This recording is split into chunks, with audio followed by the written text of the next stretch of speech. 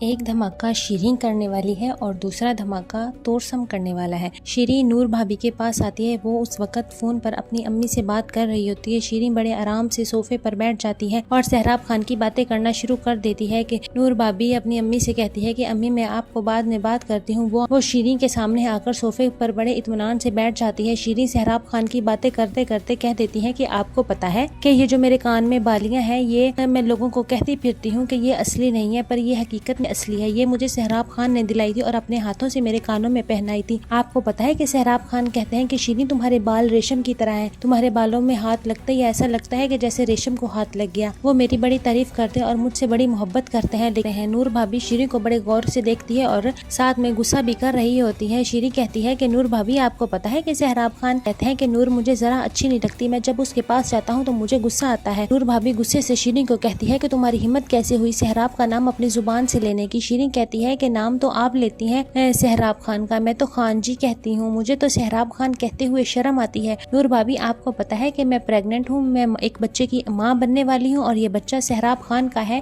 سہراب خان نے کہا ہے کہ یہ بچہ گرا دو، اگر یہ میں بچہ نہیں گراؤں گی تو زرغون سے میری شادی کر دے گی۔ نور بھابی کو غصہ آتا ہے، وہ شیریں کے بال پکڑتی اور اسے گھسیٹتی ہوئی بیجان اور سربلند کے پاس لے جاتی ہے۔ نور بھابی جب ان کے پاس پہنچتی ہے، بیجان اور سربلند اکٹھے بیٹھے باتیں کر رہے ہوتے ہیں تو نور بھابی کہتی ہے کہ سردار سربلند میں تم سے انصاف لینے آئی ہوں، میں ایک بھابی نہیں مظلومہ بن کر آئی ہوں اور مجھے انصاف چاہیے۔ میرے شوہر نے اس عورت کے ساتھ بدکاری کی ہے اور مجھے انصاف چاہیے۔ اس نے غلط الزام لگا کر تمہارے لیے جرگہ بٹھایا تھا، اب تم اس پر صحیح الزام لگا کر اس پر جرگہ بٹھاؤ۔ شیریں کو وہ زوردار دھکا دیتی ہے اور وہ سربلند کے قدموں میں جا کے گرتی ہے کہ نور بھابی کہتی ہے کہ شیریں ماں بننے والی ہے اور اس بچے کا باپ سہراب خان ہے۔ نور بھابی رو رو کر سردار سربلند کے سامنے رو رو کر کہتی ہے کہ مجھے انصاف چاہیے، مجھے انصاف چاہیے۔ سردار سربلند خان جرگہ بٹھاؤ اور ان دونوں کو سنسار کرواؤ اور تم مجھ سے وعدہ کرو کہ ان دونوں کو سنسار کروانے کے بعد تو پہلا پتھر مارنے کا حق تم مجھے دو گے۔ تو بیجان کہتی ہے کہ بچے تم یہ کیا کہہ رہی ہو؟ نور بھابی کہتی ہے کہ بیجان یہ بات تو آپ شیریں سے پوچھیں۔ شیریں کہتی کہ ہاں یہ بات بالکل سچ ہے، میں ایک بچے کی ماں بننے والی ہوں اور جو میری کوکھ میں بچہ ہے وہ سہراب خان کا ہے۔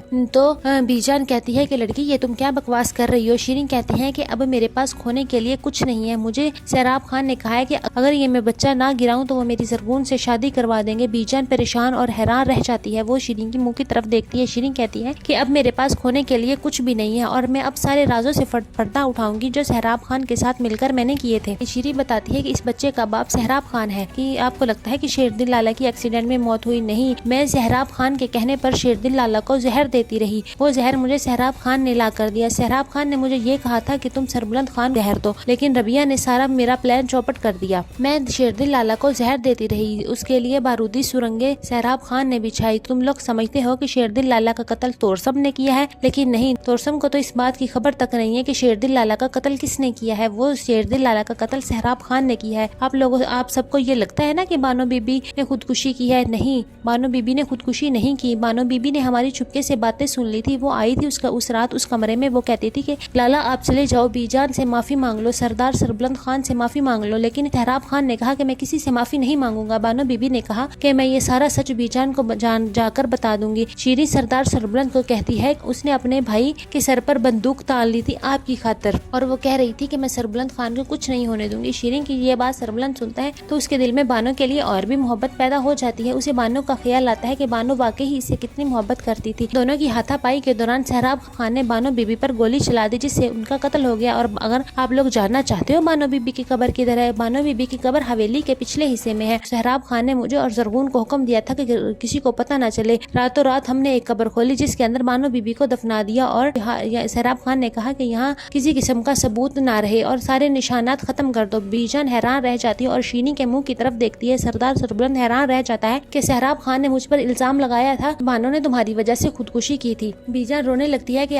اتنی دیر سے جس کی میں نے پرورش کی، جس کو میں نے سنبھالا، میں نے اپنی آستین میں سانپ چھپا رکھے تھے، وہی میری جان کے دشمن بن جائیں گے۔ شیریں سہراب خان کی ساری سچائی سربلند اور بیجان کے سامنے رکھ لیتی ہے۔ سربلند اپنے قبیلے کے بزرگوں کو کہتا ہے کہ کل سہراب خان کے خلاف جرگہ بٹھایا جائے گا۔